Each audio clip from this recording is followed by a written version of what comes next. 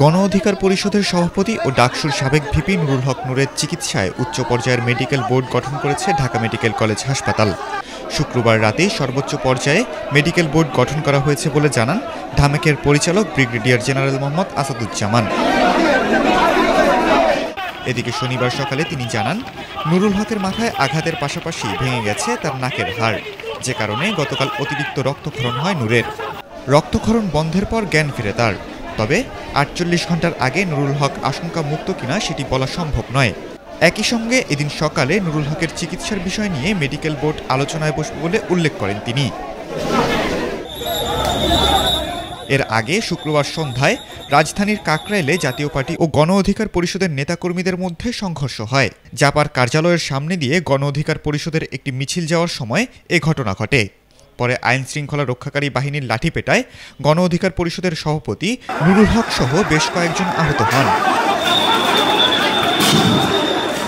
Walton television মাত্র ২৫,৪৯০ টাকায় পাচ্ছেন গুগল টিভি।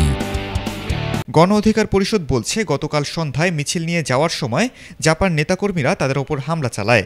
তবে জাপা বলছে, মিছিল নিয়ে এসে জাপার নেতাকর্মীদের ওপর হামলা চালায় গণ অধিকার পরিষদের নেতাকর্মীরা। আমাদের পার্টির অফিসের সামনে আমরা প্রতিদিনের ন্যায় শান্তভাবে বসে আছি। হঠাৎ ওরা কোথা থেকে এলো পাথার ইট মেরে আমাদের অনেকটা আহত করছে এবং এই কান ফাটিয়ে দিয়েছে, পাওটাও আমাদের অনেক লোক আহত। আমরা শান্তিপূর্ণভাবে মিছিল নিয়ে যাচ্ছিলাম। জাতীয় পার্টি এবং আওয়ামী লীগের দোসরের সন্ত্রাসীরা, আওয়ামী লীগের সন্ত্রাসীরা আমাদের উপর অতর্কিত হামলা চালায়। পরবর্তীতে আমরা এর প্রতিবাদ জানাই।